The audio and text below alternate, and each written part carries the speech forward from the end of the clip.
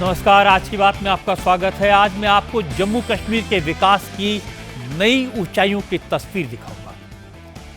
आज मैं आपको कश्मीर में आए बदलाव के कुछ सबूत दिखाऊंगा। दुनिया के सबसे ऊंचे आर्च ब्रिज पर लहराता तिरंगा दिखाऊंगा।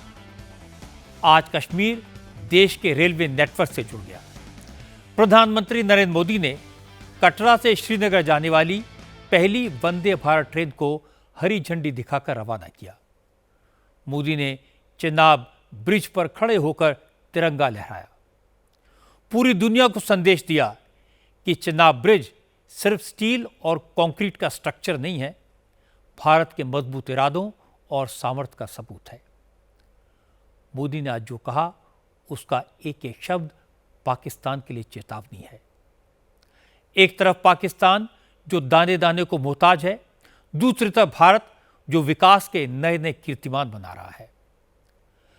प्रधानमंत्री मोदी ने याद दिलाया, ऑपरेशन सिंदूर को आज 1 महीना पूरा हो गया। 6 और 7 मई को आधी रात के बाद हमारी एयरफोर्स ने पाकिस्तान में आतंकी अड्डों को तबाह किया था। मोदी ने कहा कि पाकिस्तान जब जब 6 मई की उस रात को याद करेगा, जब जब ऑपरेशन सिंदूर का नाम सुनेगा, तो उसकी रूह कांप जाएगी, उसे अपनी शर्मनाक हार बार बार याद आएगी। मोदी ने कहा कि पाकिस्तान इंसानियत का दुश्मन है, गरीबों की रोजी रोटी छीन लेता है। 22 अप्रैल को पहलगाम का हमला इसका प्रूफ है। लेकिन अब हमारी फोर्सेस ने पाकिस्तान को ऐसा सबक सिखाया है जिसे पाकिस्तान कभी भूल नहीं पाएगा।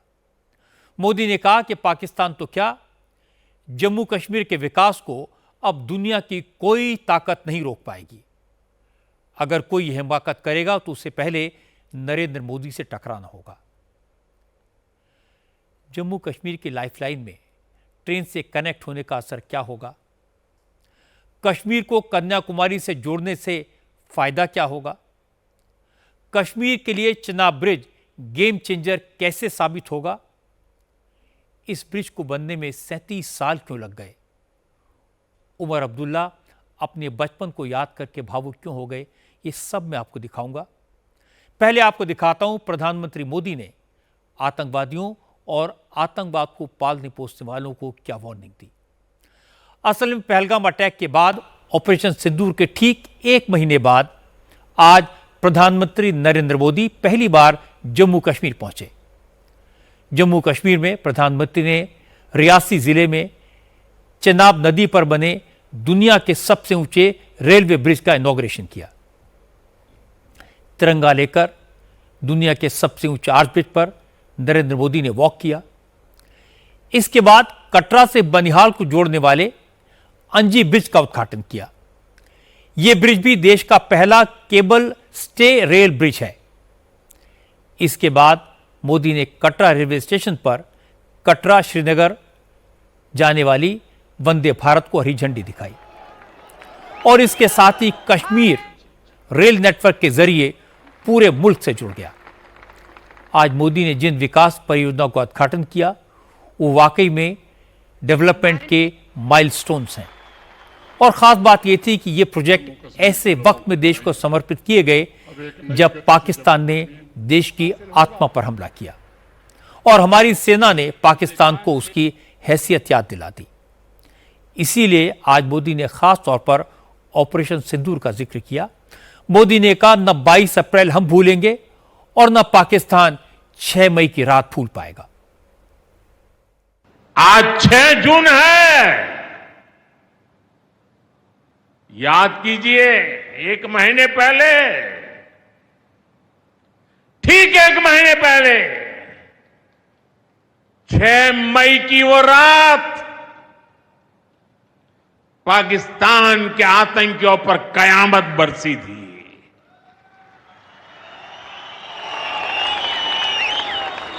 अब पाकिस्तान कभी भी ऑपरेशन सिंदूर का नाम सुनेगा तो उसे अपनी शर्मनाक शिकस्त याद आएगी। पाकिस्तानी फौज और आतंकियों ने कभी सोचा नहीं था कि भारत पाकिस्तान में सैकड़ों किलोमीटर अंदर जाकर के आतंकवादियों पर इस तरह वार करेगा। बरसों की मेहनत से उन्होंने आतंक की जो इमारतें बनाई थी वो कुछ ही मिनटों में खंडहर में बदल गई है। और ये देख पाकिस्तान बुरी तरह बौखला गया था और उसने अपना गुस्सा जम्मू के पूंछ के दूसरे जिलों के लोगों के पर भी निकाला। पूरी दुनिया ने देखा कि पाकिस्तान ने कैसे यहां घर उजाड़े, बच्चों पर गोले फेंके, स्कूल अस्पताल तबाह किए, मंदिर मस्जिद गुरुद्वारों पर शेलिंग की। आपने जिस तरह पाकिस्तान के हमलों का मुकाबला किया वो हर देशवासी ने देखा है। ये बात तो सही है कि पाकिस्तान जीत का कितना बड़ा दावा कर ले, कितना भी दिखावा कर ले, लेकिन वो ऑपरेशन सिंदूर के नाम से डरेगा। मोदी ने कहा कि पाकिस्तान की सोच इंसानियत के खिलाफ है। पाकिस्तान शुरू से ही जम्मू कश्मीर के लोगों के खिलाफ साजिश रचता रहा है, लेकिन पहलगाम हमला तो ऐसी जुर्रत थी जिसने पूरे देश को गुस्से से भर दिया था। मोदी ने कहा कि पहलगाम हमले का मकसद जम्मू कश्मीर के विकास को रोकना, टूरिस्ट को डराना, गरीब लोगों की रोजी रोटी पर लात मारना था। लेकिन पाकिस्तान की यह साजिश भी नाकाम हो गई। जम्मू कश्मीर के लोगों ने पाकिस्तान को करारा जवाब दिया। हमारे पड़ोस का देश मानवता का विरोधी, मेलजोल का विरोधी, टूरिज्म का विरोधी, इतना ही नहीं, वो ऐसा देश है जो गरीब की रोजी रोटी का भी विरोधी है। 22 अप्रैल को पहलगाम में जो कुछ हुआ वो इसी का उदाहरण है। पाकिस्तान ने पहलगाम में इंसानियत और कश्मीरियत दोनों पर वार किया। उसका इरादा भारत में दंगे कराने का था। उसका इरादा कश्मीर के मेहनतकश लोगों की कमाई को रोकना था। इसलिए पाकिस्तान ने टूरिस्ट पर हमला किया। वो टूरिज्म जो बीते 4-5 साल में लगातार बढ़ रहा था, हर साल यहां रिकॉर्ड संख्या में टूरिस्ट आ रहे थे। जिस टूरिज्म से जम्मू कश्मीर के गरीबों के घर चलते हैं, उसको पाकिस्तान ने निशाना बनाया। कोई घोड़े चलाने वाला, कोई पोर्टर, कोई गाइड, कोई गेस्ट हाउस वाला, कोई दुकान ढाबा चलाने वाला, पाकिस्तान की साजिश इन सबको तबाह करने की थी। आतंकियों को चुनौती देने वाला नौजवान आदिल, वो भी तो वहां मेहनत मजदूरी करने गया था, लेकिन अपने परिवार की देखरेख कर सके इसलिए मेहनत कर रहा था। आतंकियों ने उस आदिल को भी मार दिया। साथियों, पाकिस्तान की साजिश के खिलाफ जिस प्रकार जम्मू कश्मीर के लोग उठ खड़े हुए हैं, जम्मू कश्मीर के अवाम ने इस बार जो ताकत दिखाई है, ये सिर्फ पाकिस्तान नहीं, दुनिया भर की आतंकवादी मानसिकता को जम्मू कश्मीर के लोगों ने कड़ा संदेश दिया है। इसके बाद मोदी ने कहा कि जम्मू कश्मीर में अब प्रगति की हाई स्पीड ट्रेन चल पड़ी है, ये किसी के रोके नहीं रुकेगी। प्रधानमंत्री ने कहा कि कश्मीर का विकास वो रुकने नहीं देंगे, ये नरेंद्र मोदी का वादा है और जिसने भी कश्मीर के विकास के रास्ते में रुकावट डालने की कोशिश की, उसे सबसे पहले नरेंद्र मोदी का सामना करना होगा।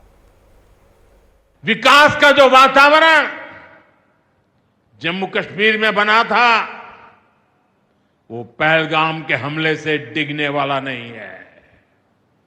जम्मू कश्मीर के आप सभी लोगों को और आप सबसे नरेंद्र मोदी का वायदा है, मैं यहां विकास को रुकने नहीं दूंगा। यहां के नौजवानों को सपने पूरा करने से कोई भी बाधा अगर रुकावट बनती है, तो उस बाधा को पहले मोदी का सामना करना पड़ेगा। साथियों, बरसों तक आतंक सहने के बाद जैसे जम्मू कश्मीर ने इतनी बर्बादी देखी थी कि जम्मू कश्मीर के लोगों ने सपने देखना ही छोड़ दिया था। आतंकवाद को ही अपना भाग्य मान लिया था। जम्मू कश्मीर को इस स्थिति से निकालना जरूरी था और हमने ये करके दिखाया है।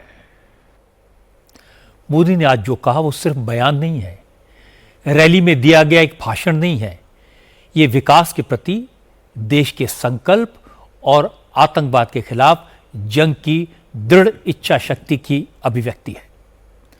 आज मोदी ने जम्मू कश्मीर में 46,000 करोड़ रुपए के जिन प्रोजेक्ट की शुरुआत की, उनमें सबसे बड़ा प्रोजेक्ट चनाब ब्रिज का है। जम्मू कश्मीर के रियासी जिले में चनाब नदी पर बना यह ब्रिज दुनिया का सबसे ऊंचा रेलवे ब्रिज है। इसके बनने की शुरुआत तो 37 साल पहले 1988-89 में हुई थी, लेकिन यह अब मोदी के कार्यकाल में पूरा हो पाया। ऊंचे ऊंचे पहाड़ों के बीच बना यह स्टील ब्रिज दुनिया के लिए अजूबा है, क्योंकि ऐसी जगह पर खतरनाक मौसम के बीच इस ब्रिज को बनाना कोई हंसी खेल नहीं था। इस ब्रिज की ऊंचाई 359 मीटर है और सबसे खास बात यह है कि यह आर्च ब्रिज ऐसी जगह बनाया गया है जो सीस्मिक जोन 5 में आता है, यानी यहां भयंकर भूकंप आने का खतरा हर वक्त बना रहता है। हर मौसम में 100 किलोमीटर प्रति घंटा की रफ्तार से हवा चलती है। नीचे चनाब नदी है, न आसानी से ब्रिज बनाने का मटेरियल ऊपर पहुंच सकता था, न आसानी से पिलर खड़े किए जा सकते थे। लेकिन हमारे वैज्ञानिकों ने, हमारे इंजीनियर्स ने सारी चुनौतियों को पार किया। 1315 मीटर लंबा ब्रिज बनकर तैयार है। 26 मीटर चौड़े इस ब्रिज से आज पहली ट्रेन गुजरी। चनाब ब्रिज की मजबूती ऐसी है कि बड़े से बड़े भूकंप का इस पर कोई असर नहीं होगा। यह ब्रिज 266 किलोमीटर प्रति घंटे की स्पीड से चलने वाली हवाओं को आसानी से झेल सकता है। मौसम वैज्ञानिकों के पास जो रिकॉर्ड है उसके मुताबिक इस इलाके में 225 साल पहले सन 1800 में 176 किलोमीटर प्रति घंटे की रफ्तार से हवा चली थी। इसलिए इस ब्रिज को ऐसा बनाया गया है जो 266 किलोमीटर प्रति घंटे की रफ्तार वाली हवा के प्रेशर को बर्दाश्त कर सके। चिनाब ब्रिज को बनाने में 28,000 टन से भी ज्यादा स्टील का इस्तेमाल किया गया है। यानी कि एफिल टावर में जितनी मात्रा में स्टील का इस्तेमाल किया गया था उससे करीब 3 गुना ज्यादा स्टील इस ब्रिज को बनाने में इस्तेमाल हुआ है। इस ब्रिज की ऊंचाई कितनी है, इसका अंदाजा आप इस बात से लगा सकते हैं कि एफिल टावर से ये 35 मीटर ज्यादा ऊंचा है। स्टैच्यू ऑफ यूनिटी से करीब डबल है और कुतुब मीनार से इसकी ऊंचाई करीब 5 गुना ज्यादा है। जब आप इस ब्रिज के ऊपर से कभी गुजरेंगे तो बादल आपको नीचे दिखाई देंगे। आपको ऐसा लगेगा जैसे आप किसी हवाई जहाज में सफर कर रहे हो, आसमान में उड़ रहे हो। इसके अलावा प्रधानमंत्री मोदी ने आज अंजी ब्रिज का भी इनॉग्रेशन किया। यह भारत का पहला केबल सपोर्टेड रेलवे ब्रिज है जो अंजी नदी के ऊपर बना है। यह ब्रिज रियासी जिले को कटरा से जोड़ता है। यह रेलवे ब्रिज कितना ऊंचा है, इससे आप ऐसे समझ सकते हैं कि इसकी ऊंचाई एक 77 मंजिला बिल्डिंग के बराबर है। चिनाब ब्रिज और अंजी ब्रिज, इन दोनों के बनने का फायदा यह होगा कि जम्मू से कश्मीर की कनेक्टिविटी अच्छी हो जाएगी और इन दोनों पुलों पर वंदे भारत जैसी ट्रेन गुजरेगी, जिससे जम्मू कश्मीर के लोगों की आवाजाही भी आसान हो जाएगी और इस इलाके में टूरिज्म तेजी से बढ़ेगा। अभी कुछ देर पहले ही मैं चिनाब और अंजी ब्रिज से होकर आपके बीच आया हूं। इन पुलों पर चलते हुए मैंने भारत के बुलंद इरादों को, हमारे इंजीनियर्स, हमारे श्रमिकों के हुनर और हौसले को जिया है। चिनाब ब्रिज दुनिया का सबसे ऊंचा रेलवे आर्च ब्रिज है। लोग फ्रांस में, पेरिस में एफिल टावर देखने के लिए जाते हैं और ये ब्रिज एफिल टावर से भी बहुत ऊंचा है। अब लोग चिनाब ब्रिज के जरिए कश्मीर देखने तो जाएंगे ही, ये ब्रिज भी अपने आप में एक आकर्षक टूरिस्ट डेस्टिनेशन बनेगा। सब लोग सेल्फी पॉइंट पर जाकर के सेल्फी निकालेंगे। हमारा अंजी ब्रिज भी इंजीनियरिंग का बेहतरीन नमूना है। ये भारत का पहला केबल सपोर्टेड रेलवे ब्रिज है। ये दोनों ब्रिज सिर्फ ईंट, सीमेंट, स्टील और लोहे के ढांचे नहीं है। ये पीर पंजाल की दुर्गम पहाड़ियों पर खड़ी भारत की शक्ति का जीवंत प्रतीक है। वैसे आज जम्मू कश्मीर के मुख्यमंत्री उमर अब्दुल्ला बहुत खुश थे। उमर ने कहा जब वो 8वीं क्लास में पढ़ते थे तब इस चिनाब ब्रिज को बनाने का काम शुरू हुआ था। अब तो उनके बच्चे भी ग्रेजुएशन कर चुके हैं। अब जाकर ये ब्रिज बनकर तैयार हुआ है। ये कश्मीरियों के लिए, कश्मीर के विकास के लिए प्रधानमंत्री मोदी की बहुत बड़ी सौगात है। असल में मानसून के सीजन में भारी बारिश में और फिर सर्दी के मौसम में बर्फबारी से कश्मीर वैली देश के दूसरे हिस्सों से कट जाती है। लैंडस्लाइड की वजह से रास्ते बंद हो जाते हैं, इसलिए न कश्मीर का सामान बाहर जा पाता था, न बाहर से टूरिस्ट कश्मीर आ पाते थे। अब चिनाब ब्रिज बनने से कश्मीर हर मौसम में देश से कनेक्टेड रहेगा, इसका असर देखने को मिलेगा। इसलिए उमर अब्दुल्ला ने बार बार कहा, जम्मू कश्मीर में नरेंद्र मोदी की सरकार ने जिस तरह के डेवलपमेंट प्रोजेक्ट शुरू किए हैं, उसके बाद कश्मीर पीछे रहने का सवाल ही नहीं होता। इस रेल के ख्वाब बहुत लोगों ने देखे, यहां तक कि कश्मीर को बाकी मुल्क के साथ जोड़ने का ख्वाब अंग्रेजों ने भी देखा था, लेकिन वो पूरा कर नहीं पाए। उनका ख्वाब था कि उड़ी झेलम के किनारे जो है वो रेल लाके कश्मीर को बाकी मुल्क के साथ जोड़ें, लेकिन आज जो अंग्रेज पूरा नहीं कर पाए वो आपके हाथों पूरा हुआ और जम्मू कश्मीर, कश्मीर की वादी को बाकी मुल्क के साथ जोड़ दिया गया। इस मौके पे मुझसे बहुत बड़ी भूल होगी अगर मैं पूर्व प्रधानमंत्री जनाब अटल बिहारी वाजपेयी साहब का इस मौके पे शुक्रिया ना करूं, क्योंकि ये प्रोजेक्ट जरूर 1983-84 में इसका संगे बुनियाद रखा गया, और मैंने पिछले दिनों मीडिया को हंसते हुए कहा कि जब ये प्रोजेक्ट शुरू हुआ मैं 8वीं क्लास का बच्चा था। आज मेरी उम्र 55 हो गई है, मेरे बच्चे भी कॉलेज पार कर गए हैं, अब जाके ये प्रोजेक्ट मुकम्मल हुआ। और ये तब हुआ जबकि वाजपेयी साहब ने इसको प्रोजेक्ट ऑफ नेशनल इंपॉर्टेंस का दर्जा देके इसमें बजट में जो है प्रावधान करके ये प्रोजेक्ट आज मुकम्मल हुआ।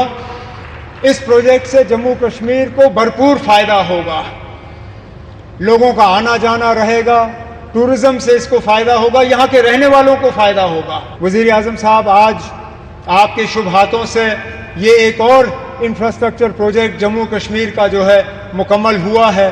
इसी तरह के कई और प्रोजेक्ट जो हैं वो तेजी से आगे बढ़ रहे हैं, चाहे जम्मू का रिंग रोड हो, चाहे श्रीनगर का रिंग रोड हो, चाहे दिल्ली अमृतसर कटरा का एक्सप्रेसवे हो, चाहे जम्मू श्रीनगर 4 लेनिंग हाईवे का काम हो, जम्मू एयरपोर्ट के एक्सपेंशन का काम, श्रीनगर एयरपोर्ट के एक्सपेंशन का काम, जम्मू ये रेलवे के नेटवर्क का एक्सपेंशन, इन सब चीज़ों को जो है तेज़ी से मुकम्मल करके हमारा पूरा इरादा है और हमारी मुकम्मल कोशिश है कि जो विकसित जम्मू कश्मीर, विकसित भारत का जो आपने नारा दिया है उसको पूरा रंग भर के हम मुकम्मल करके यहाँ के लोगों के हवाले कर लेंगे। लेकिन आज इस मौके पे जम्मू कश्मीर के लोगों की तरफ से वज़ीर आज़म साहब, मैं आपका दिल की गहराइयों से इस मौके पे शुक्रिया और मुबारकबाद करता हूँ। बहुत बहुत शुक्रिया।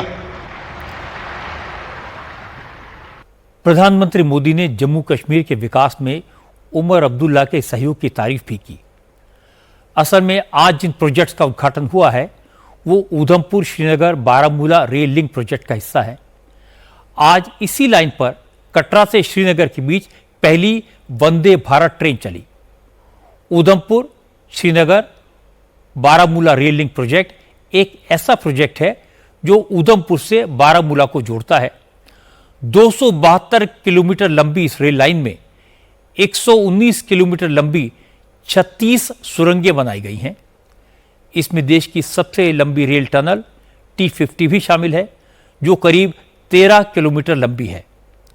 इस रेल लाइन के बनने से सिर्फ रेल कनेक्टिविटी ही नहीं बढ़ेगी, बल्कि इसका सबसे बड़ा फायदा यह होगा कि बॉर्डर तक आर्मी का मूवमेंट भी तेज हो जाएगा। सेना के आर्म्स, एमुनेशन और राशन बॉर्डर तक आसानी से पहुंच पाएंगे। आज मोदी ने कहा कि लगता है जितने भी बड़े और अच्छे काम हैं वो मेरे ही हिस्से में आए हैं। माता वैष्णो देवी के आशीर्वाद से आज वादी कश्मीर भारत के रेल नेटवर्क से जुड़ गई है। मां भारती का वर्णन करते हुए हम श्रद्धा भाव से कहते आए हैं, कश्मीर से कन्याकुमारी, ये अब रेलवे नेटवर्क के लिए भी हकीकत बन गया है। उधमपुर श्रीनगर, बारामूला, ये रेल लाइन प्रोजेक्ट ये सिर्फ नाम नहीं है, ये जम्मू कश्मीर के नए सामर्थ्य की पहचान है। भारत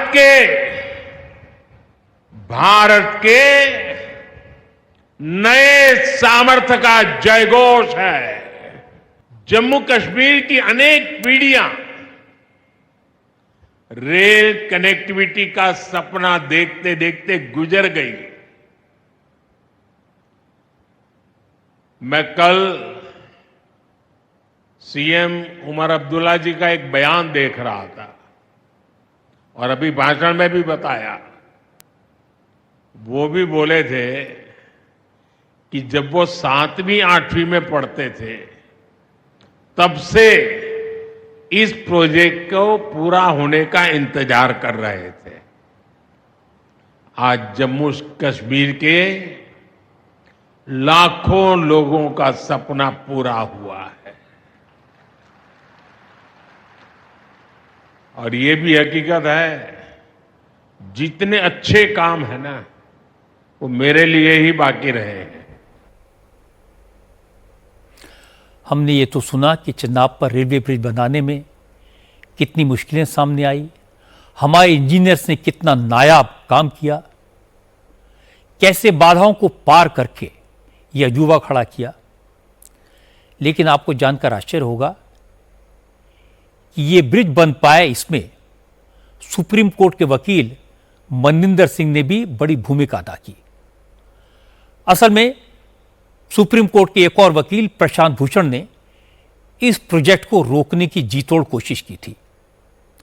प्रशांत भूषण ने सुप्रीम कोर्ट में एक रिट पिटीशन फाइल की, इस प्रोजेक्ट की मेथोडोलॉजी को फॉल्टी बताया, इसकी कॉस्ट को ज्यादा बताया, सेफ्टी के सवाल उठाए।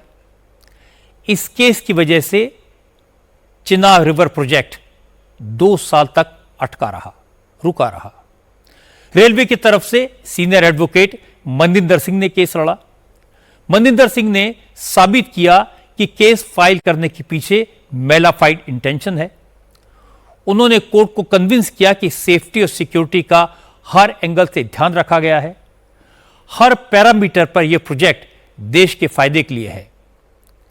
केस 2 साल चला, फिर हाई कोर्ट ने चिनाब रेलवे ब्रिज प्रोजेक्ट को क्लियर किया, तब जाकर इसका काम शुरू हो पाया। अब मैं आपको बताता हूं कि अमेरिका में आजकल कौन सी सनसनीखेज जंग चल रही है।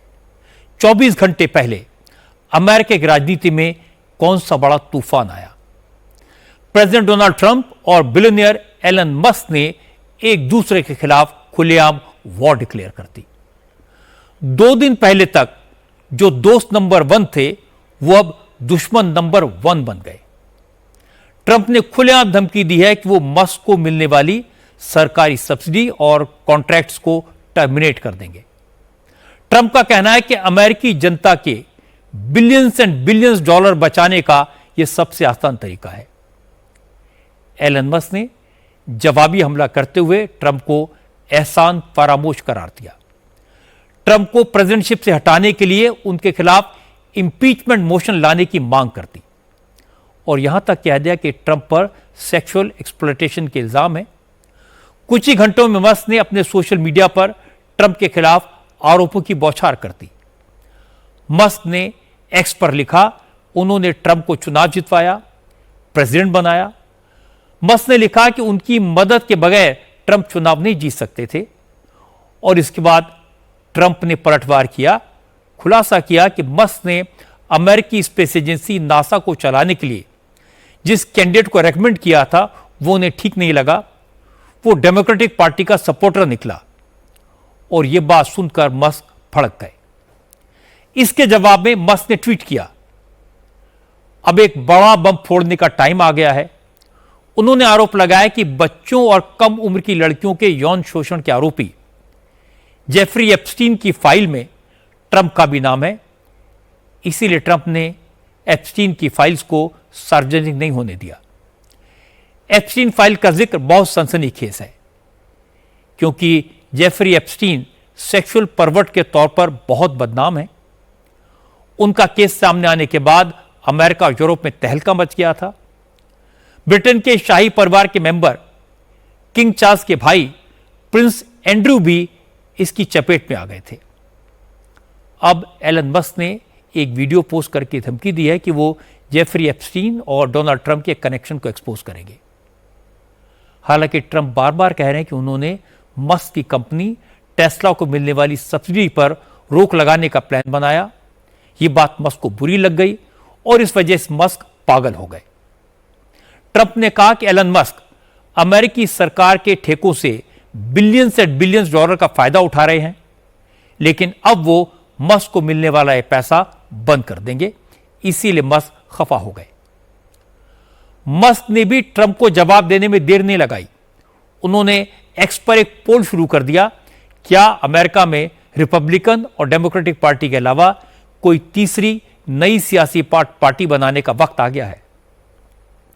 मस्क कह रहे हैं कि ट्रंप के पास सिर्फ 3.5 साल बचे हैं, लेकिन मस्क खुद दावा कर रहे हैं वो अभी यंग हैं और 40 साल तक पब्लिक लाइफ में एक्टिव रह सकते हैं। हालांकि मस्क चाहे कुछ भी कहें, ट्रंप के साथ उनकी दोस्ती में दरार का उन्हें बिजनेस में भारी नुकसान हुआ है। एक ही दिन में मस्क की कंपनी टेस्ला के शेयर्स में भारी गिरावट आई है। कंपनी की नेटवर्थ 150 बिलियन डॉलर यानी 12,75,000 करोड़ रुपए गिर गई है। और इस बीच रिपब्लिकन पार्टी के कुछ नेता, ट्रंप के कुछ बड़े सहयोगी मस्क और प्रेसिडेंट के बीच सुलह कराने में जुट गए हैं। कोशिश जारी है। आज रात प्रेसिडेंट ट्रंप और एलन मस्क के बीच बात हो सकती है। हालांकि इस बातचीत से पहले प्रेसिडेंट ट्रंप ने कहा कि उनको मस्क से ऐसे बर्ताव की कतई उम्मीद नहीं थी और अब दोनों के बीच दोस्ती शायद कभी नहीं हो पाएगी। Look, you know, I've always liked Elon, and it's always very surprised. You saw the words he had for me, the words of, and he hasn't said anything about me that's bad. I'd rather have him criticize me than the bill. And, you know, Elon's upset because we took the EV mandate, and, you know, which was a lot of money for electric vehicles. And, you know, they're having a hard time, the electric vehicles, and they want us to pay billions of dollars in subsidy. And, you know, Elon knew this from the beginning. He knew it for a long time ago. Elon and I had a great relationship. I don't know if we're well anymore. I was surprised because you were here. Everybody in this room practically was here as we had a wonderful send-off. He said wonderful things about me. You couldn't have nicer. Said the best things. He's worn the hat. Trump was right about everything. But I'm very disappointed in Elon. I've helped Elon a lot. सवाल है कि जब America के सबसे ताकतवर शख्स Donald Trump और सबसे अमीर व्यक्ति एलन मस्क के बीच लड़ाई होगी तो इसका असर क्या होगा। दोनों की ईगो है, दोनों हाई हेडेड हैं, दोनों बहुत पावरफुल हैं। ये दोनों एक दूसरे का जबरदस्त नुकसान कर सकते हैं। ट्रंप ने कॉन्ट्रैक्ट खत्म किए तो मस्क की बिजनेस एम्पायर को बिलियंस का नुकसान होगा। सेल्फ ड्राइविंग कार्स का प्रोजेक्ट रोल आउट करने के लिए मस्क को ट्रंप की परमिशन की जरूरत होगी।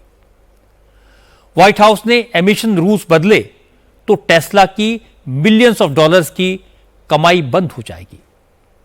दूसरी तरफ मस्क की स्पेस एक्स कंपनी अमेरिका की इकलौती स्पेस फर्म है जो नासा को इंटरनेशनल स्पेस स्टेशन जाने के लिए स्पेसक्राफ्ट प्रोवाइड करती है। मस्क ने धमकी दी है कि उसमें अड़ंगा डाल सकते हैं, इससे अमेरिका के स्पेस प्रोग्राम पर असर पड़ेगा। मस्क ने ट्रंप को चुनाव जिताने के लिए 288 मिलियन डॉलर डोनेट किए थे। अब वो रिपब्लिकन को ट्रंप के बिल के खिलाफ वोट देने के लिए फाइनेंस कर सकते हैं। लॉन्ग रन में मस्क अपनी एक नई पॉलिटिकल पार्टी बना सकते हैं। लेकिन मस्क का सबसे खतरनाक हथियार है ट्रंप को सेक्सुअल क्राइम से कनेक्टेड एप्स्टीन से जोड़ने की धमकी। लेकिन ट्रंप तो ट्रंप हैं, वो इससे भी खतरनाक रास्तों से गुजर चुके हैं। उन्होंने बहुत दुनिया देखी है और सबसे बड़ी बात है कि अमेरिका में प्रेसिडेंट की पावर अनलिमिटेड होती है। किसी भी बिजनेसमैन को व्हाइट हाउस में दोस्त की जरूरत होती है, प्रेसिडेंट से दुश्मनी हमेशा बहुत महंगी पड़ती है। अब बात करते हैं वृंदावन की, जहां बांके बिहारी कॉरिडोर को लेकर जबरदस्त विवाद चल रहा है। सुप्रीम कोर्ट की हरी झंडी मिलने के बाद यूपी के गवर्नर आनंदीबेन पटेल ने ट्रस्ट बनाने के लिए नोटिफिकेशन जारी कर दिया है। इससे बांके बिहारी मंदिर के पुजारी और यहां सेवा करने वाला गोस्वामी समाज नाराज हो गया है। गोस्वामी समाज बांके बिहारी कॉरिडोर बनाने के यूपी सरकार के फैसले का विरोध कर रहा है। जिन लोगों के मकान और दुकानें कॉरिडोर के दायरे में आ रही हैं, वो इसके खिलाफ आवाज उठा रहे हैं, क्योंकि योगी सरकार चाहती है कि कॉरिडोर बनाने में सबकी सहमति हो, वृंदावन के लोग इसमें खुशी से शामिल हों। इसलिए आज सरकार की तरफ से सारे पक्षों से बात करने के लिए मुख्यमंत्री के सलाहकार अवनीश अवस्थी वृंदावन पहुंचे। सभी पक्षों से बात की, उन्हें सरकार के प्रोजेक्ट्स के बारे में समझाया और यह भी बताया कि जिन लोग के मकान या दुकान कॉरिडोर के रास्ते में आएंगे, उन्हें बाजार रेट से भी बेहतर मुआवजा दिया जाएगा। कॉरिडोर में दुकान भी मिलेगी और इससे उन करोड़ों भक्तों को भी बांके बिहारी के दर्शन करने में आसानी होगी जो दुनिया भर से वृंदावन आते हैं। मीटिंग के बाद अवनीश अवस्थी ने कहा, आज अच्छी बातचीत हुई, लेकिन यह पहला कदम है, अभी और भी मीटिंग्स होंगी, उसके बाद कोई रास्ता जरूर निकल आएगा।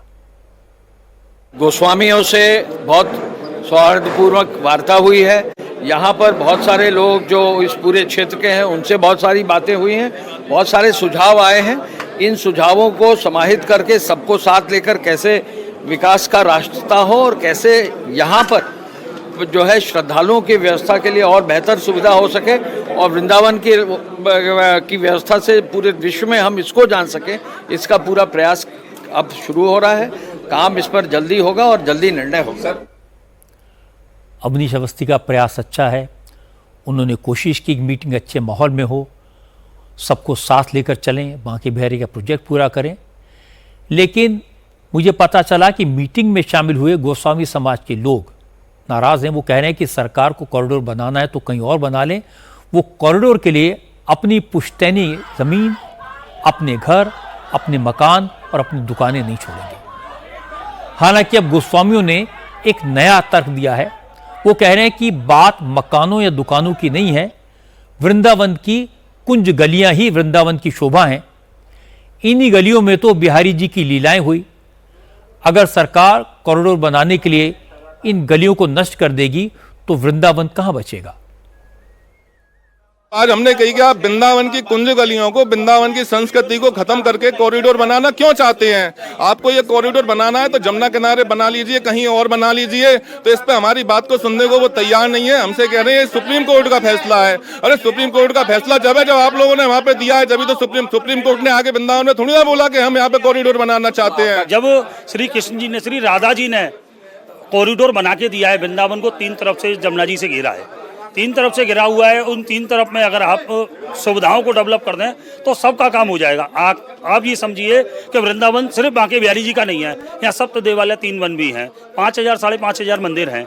आज वृंदावन का आप कॉरिडोर बना दोगे, कल सारे देवालयों का कॉरिडोर बनाओगे, क्या पूरे वृंदावन को उजाड़ दोगे आप? मेरी दुकान भी जा रही है, मेरा घर भी जा रहा है और मेरे माँ, मेरे पिता, मेरे दादा दादी, मेरे पूर्वजों की पूरे सारी चीज़ों को तोड़ने की बात हो रही है आज, और मेरी भावना पे ठेस पहुंच रही है। हमारी बात को सुनना नहीं चाहते हैं तो कॉरिडोर आप बना सकते हैं। अगर हमारी बात को सुनेंगे, हमारी भावनाओं को सुनेंगे, तब आप मीटिंग रखिए। जो लोग बांके बिहारी कॉरिडोर का विरोध कर रहे हैं, उनका असली डर भी मैं आपको बता देता हूं। असल में बांके बिहारी मंदिर की देखरेख गोस्वामी समाज के लोग करते हैं।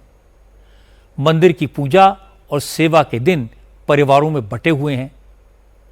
मंदिर के आसपास की ज्यादातर दुकानें भी इन्हीं लोगों की हैं। पीढ़ियों से इन परिवारों की कमाई का जरिया बांके बिहारी जी का यही मंदिर है। अब सरकार ने बांके बिहारी ट्रस्ट बनाने का फैसला किया है। वृंदावन में भीड़ के कारण भक्तों को होने वाली दिक्कतों को देखते हुए सरकार ने बांके बिहारी मंदिर के आसपास कॉरिडोर बनाने का फैसला किया है। करीब 2.5 किलोमीटर के इलाके में कॉरिडोर बनेगा। इससे गलियों में बने मकान और दुकानें हटेंगी।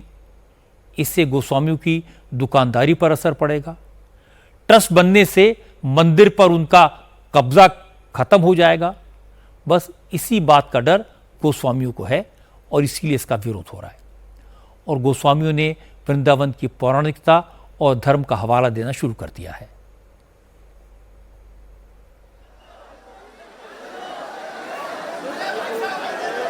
आप मेरे पीछे अभी देखेंगे पुलिस वाले हाथ पर हाथ रखकर खड़े हुए हैं। उसके बाद कुछ पुलिस वाले वीआईपी में लोगों को लाके दर्शन करा रहे हैं। क्या इनके लिए वीआईपी महत्व रखता है या आम जनता महत्व रखती है? आप मंदिर के अंदर हमारे आप टोकन सिस्टम लगाइए, आप क्यों बनवाइए, आप वो तो नहीं बना रहे। आप जो चीजें उनको तोड़ना चाहते हैं, प्राचीनता को तोड़कर आप आधुनिक करने में लगे। आधुनिकरण चलता नहीं है। हमारे मंदिर के कारण इतने लोगों की रोजी रोटी छिन रही है, हमारा वो विरोध है। कॉरिडोर का विरोध तो है ही है, साथ ही साथ जिस तरीके से ये अधिग्रहण किया जा रहा है मंदिर का, ये विरोध अलग है। जिस तरीके से ये एक्ट बनाया गया, इसमें हमारे संवैधानिक अधिकार और हमारे पुश्तैनी अधिकार दोनों का सर्वनाश कर दिया गया है। किसी बाहर के व्यक्ति को यहाँ की परंपराओं के बारे में, ठाकुर जी से लाड़ के बारे में क्या पता। इस वजह से हम इस एक्ट का पुरजोर तरीके से विरोध कर रहे हैं। वृंदावन, कुंजन, करीलन, कछारन को, कालिंदी, कूल और कदम्बन की डारन को अगर आप कालिंदी को कोई पिकनिक स्पॉट बना देंगे, वहाँ पे लोग बैठेंगे टेबलों पे और अपना चाय पानी किया करेंगे, तो उस कालिंदी का स्वरूप नष्ट हो जाएगा। वृंदावन है ही 2.25 किलोमीटर में कुल। आप 2.25 किलोमीटर में से वृंदावन, आप जब बिहारी जी का कॉरिडोर बनाएंगे, आप इस पे विचार करिए। लगा हुआ राधा वल्लभ जी का मंदिर है, वहाँ भीड़ होगी, फिर आपको राधा वल्लभ जी के घेरे से परेशानी होगी। फिर आप जाइए, किशोर वन लगा हुआ है, आपको वहाँ से परेशानी होगी। फिर आपको निधवन में लोई बाजार से परेशानी होगी। फिर आपको राधा रमण जी से परेशानी होगी। तो वृंदावन बचेगा कहाँ? यमुना किनारे ये सारे के सारे एक सीरीज में मंदिर बसे हुए हैं। जब भीड़ आएगी तो दूसरी जगह भी जाएगी। तो वृंदावन के विनाश का यह प्रथम चरण है। तो पौराणिक व्यवस्थाएं खत्म हो जाएंगी, हमारे पास कुछ भी नहीं बचेगा प्राचीनता बताने के लिए। हालांकि जो भी बांके बिहारी मंदिर में भीड़ देखता है, उसे लगता है यहाँ वाकई में कॉरिडोर बनना चाहिए। अब गोस्वामी समाज ने मथुरा की सांसद हेमा मालिनी का विरोध भी शुरू कर दिया है, क्योंकि हेमा मालिनी ने यह कह दिया था कि बांके बिहारी के मंदिर में इतनी ज़्यादा भीड़ होती है कि हमेशा दुर्घटना की आशंका बनी रहती है। गोस्वामियों का मंदिर पर कब्जा है, इसीलिए वो बांके बिहारी के दर्शन करने नहीं जाती। क्योंकि आज हेमा मालिनी ने फिर गोस्वामी से अपील की कि वो कॉरिडोर का विरोध न करें। अगर कॉरिडोर बना तो श्रद्धालुओं को भी सुविधा होगी, वृंदावन के लोगों को इसका फायदा मिलेगा। इसलिए विपक्षी पार्टियों के नेताओं के भड़काने में ना आए। जैसे दिन ब दिन भीड़ बढ़ती है बांके बिहारी जी को देखने के लिए, और देख नहीं पाते हैं। ये जो कॉरिडोर बनेगा तो बहुत फायदा होगा सारे दुकान वालों को, जो घर बना के बैठे हैं, जो रेंट में बैठे हैं, उन लोगों को भी सबका फायदा होने वाला है। वो समझ नहीं पा रहे हैं, सबको कोई ना कोई भड़काते हैं कि आपको कुछ नहीं मिलेगा, सब खत्म हो गया, आपको भगा देंगे यहाँ से। ऐसा सब बोल रहे हैं, गलत बात है। ऐसा थोड़ी हमारे योगी जी करेंगे। तो ये कॉरिडोर से सबका फायदा होगा, इंक्लूडिंग द गोस्वामी जो मंदिर का देखभाल करते हैं, मंदिर में जो पूजा पाठ करते हैं। अभी फाइनली ये हो रहा है, इसको होने दीजिए। होने के बाद आप सब लोग बोलेंगे कि हेमा मालिनी ने जो कहा है वो सही है। उसको स्टॉप मत करो। इसको कोई ना कोई अपना राजनीति करते हैं एंड उनका पॉलिटिकल माइलेज लेने के लिए कोई दूसरे विपक्ष के लोग गड़बड़ करते हैं, उनका बात मत मानिए। बांके बिहारी कॉरिडोर बनाने की जरूरत क्यों है, इसे समझ लेते हैं। योगी सरकार का प्लान क्या है, इसको भी समझने की जरूरत है। असल में बांके बिहारी मंदिर में हर महीने 10 लाख श्रद्धालु पहुंचते हैं।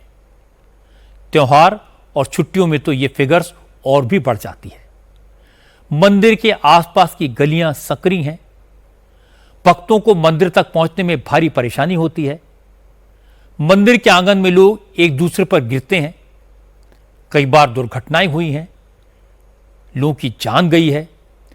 इसीलिए योगी आदित्यनाथ ने गलियों को चौड़ा करने, मंदिर के आसपास के इलाके को डेवलप करने का प्लान बनाया है।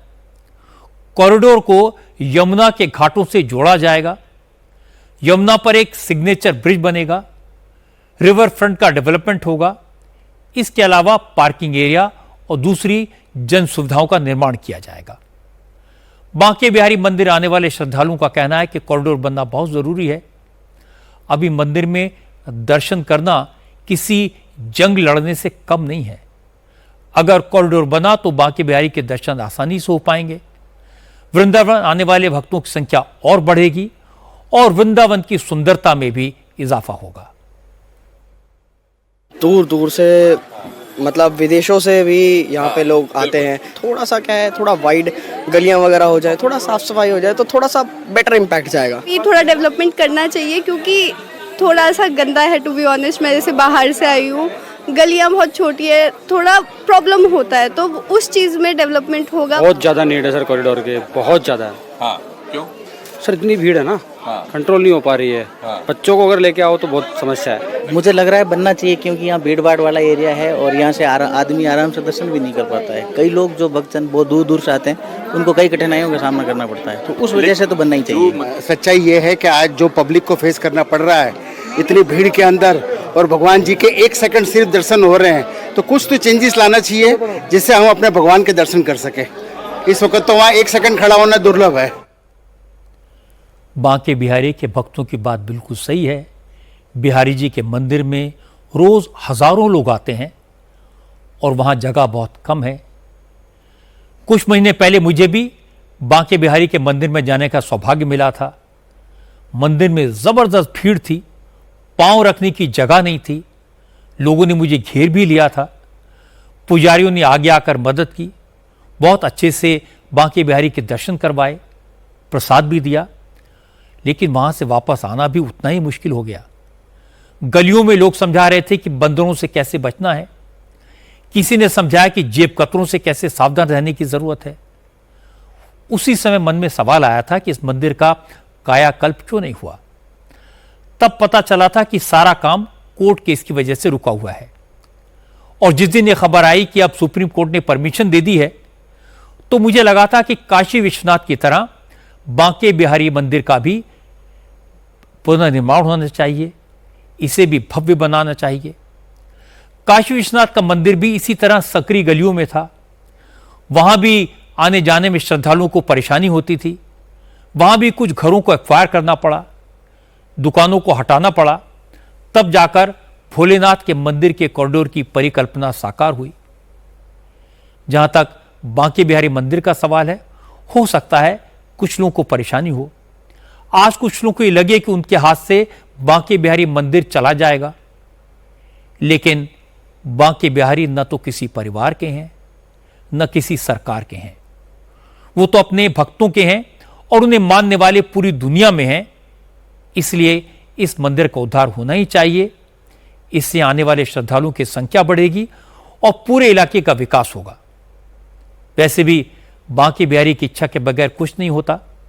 इसलिए जो गोस्वामी कॉरिडोर का विरोध कर रहे हैं उन्हें भी सोचना चाहिए, बिहारी जी जो करेंगे अच्छा करेंगे। कर्नाटक के चीफ मिनिस्टर सिद्धारमैया के आदेश के बाद बेंगलुरु के चिन्नास्वामी स्टेडियम में हुई भगदड़ के केस में आज पुलिस एक्शन में आई। सिद्धारमैया ने कल ही कहा था कि आरसीबी और कर्नाटक स्टेट क्रिकेट एसोसिएशन के लोगों को अरेस्ट किया जाए, और आज पुलिस ने आरसीबी के marketing head Nikhil Sosale, event organiser Suman, event management company DNA के मैनेजर किरण और स्टाफ सुनील मैथ्यू को गिरफ्तार कर लिया।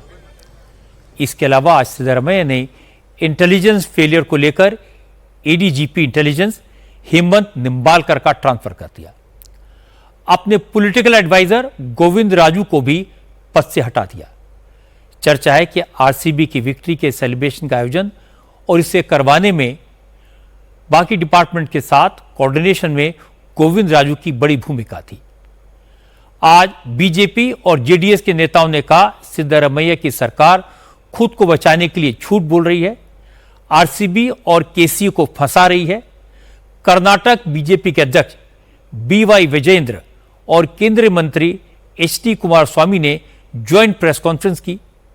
कहा भगदड़ के केस में आरोपी नंबर 1 सिद्धारमैया हैं और आरोपी नंबर 2 डीके शिव कुमार हैं। दोनों को इसकी जिम्मेदारी लेकर रिजाइन कर देना चाहिए। राजनीतिक जिम्मेदारी कहाँ है? राज्य के राजनीतिक नेतृत्व को जिम्मेदारी लेनी चाहिए। कुछ अफसरों को सस्पेंड करके इंसाफ नहीं मिलेगा। जिम्मेदारी राजनीतिक नेतृत्व की होती है, ना कि बेकसूर अफसरों की। ये घटना इंटेलिजेंस की नाकामी की वजह से हुई और खुफिया विभाग मुख्यमंत्री सिद्धरमैया के पास है। कल जब एफआईआर दर्ज की गई तो आरसीबी, केसीए, डीएनए को आरोपी नंबर 1, 2, 3 बनाया गया, लेकिन इस पूरे मामले में आरोपी नंबर 1 खुद मुख्यमंत्री हैं। आरोपी नंबर 2 उप मुख्यमंत्री डीके शिव कुमार हैं। इन्हें आरोपी नंबर 1 और 2 बनाया जाए क्योंकि यह हादसा राज्य सरकार की लापरवाही और ढिलाई का नतीजा है।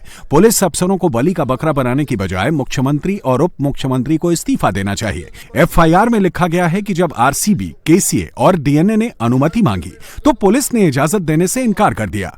उसके बाद सीनियर अफसरों को मुख्यमंत्री निवास पर बुलाया गया। जब अफसरों ने मुख्यमंत्री को यह समझाने की कोशिश की कि विक्ट्री सेलिब्रेशन इतनी जल्दबाजी में आयोजित न करें, चीफ मिनिस्टर ने जिद की। सीनियर अफसरों को आदेश दिया कि वो परमिशन दें।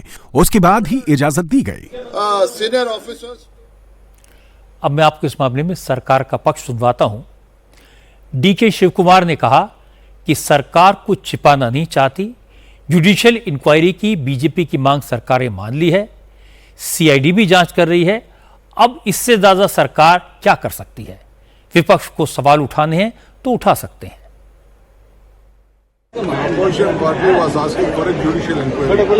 बीजेपी ने जुडिशियल इंक्वायरी मांगी थी। कल मुख्यमंत्री ने उसका ऐलान कर दिया। सीआईडी भी जांच कर रही है। इस मामले में सरकार जितना कर सकती थी उतना कर रही है। आगे से ऐसा ना हो, इसका भी प्लान ऑफ एक्शन बनाया जाएगा। अगर चीफ मिनिस्टर की बात मान ली जाए कि आईपीएल चैंपियंस के वेलकम का प्लान आरसीबी और क्रिकेट एसोसिएशन ने बनाया था, इसलिए वो जिम्मेदार हैं, तो सवाल ये पैदा होता है कि विधानसभा में प्लेयर्स को लाने का प्लान किसने बनाया? वहां सेलिब्रेशन किसने करवाया? वो जगह तो आरसीबी या क्रिकेट एसोसिएशन के कंट्रोल में नहीं है। वहां चीफ मिनिस्टर ने ट्रॉफी हाथ में लेकर फोटो क्यों खिंचाई? जानकारों का कहना है कि जो हादसा स्टेडियम में हुआ वो विधानसभा के परिसर में भी हो सकता था। यह सिर्फ किस्मत की बात है कि वहां कोई स्टैम्पीड नहीं हुआ।